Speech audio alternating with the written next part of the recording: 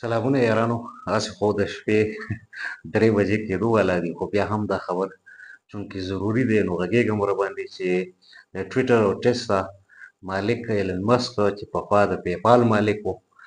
او د امریکې د موجوده صدر ټرمپ په انتخاب کې ډېر زیات مهم کردار و، ډېر اهم رول یې و. فنډینګ حساب سره، پروپیګنډي حساب سره او ویزیبیلیټي او بیا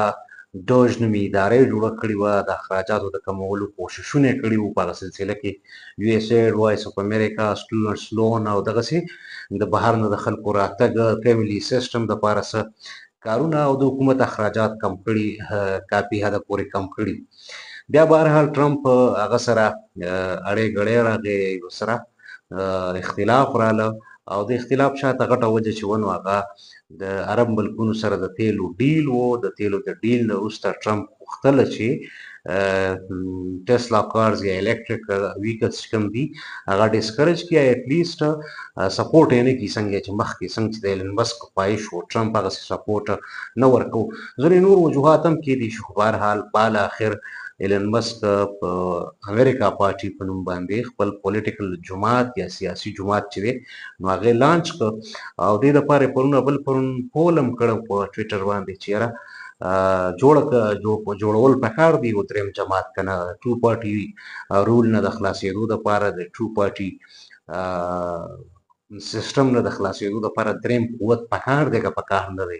نو په هغې کې ظاهره خبره ده صرف امریکنز حصه نه وه اخیستې، بلکې ما پکې هم جزانه حصه اخیستې وه او ورته مې ویلي چې یس پکار دی. نو ظاهره ده د هغه ووټونو په بنیاد باندې د اوس د ګینټه په وړاندې هغه دغه اعلان کړی دی د امریکا پارټي په نوم باندې نوی سیاسي جماعت څومره به کامیاب شي ناکام شي، نیو کمرز کامیابیږي، خو نیو کمرز ان ټرمز اف پارټي او پولیټیکل جماعتونو په تور باندې نوي جماعتونه اکثر و بیشتر ناکام کیږي. برطانیا، امریکا، هند، پاکستان کې دا تجربات که شوي دي نو څه ډېر خوندور تجربات نه دي. خو ګورو بهرحال پاکستان چپټر کې که غوښته نو موږ ورته اویلیبل یو د خدمت دپاره هر قسم ملاتړ، خو بخیر هغه کوي مالي مرستې او فنډینګ وغیره،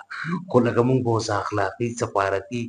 سیاسي مرسته چې څومره زموږ نه غواړي موږ به کوو انشاءالله العزیز ورسره. بهرحال دا خو مې هسې لایټ ټون کې خبره وکړه، کامیابیږي ناکامیږي څومره سیریس دی په دې کې که نه، هسې بلپې دی. سوشل میډیا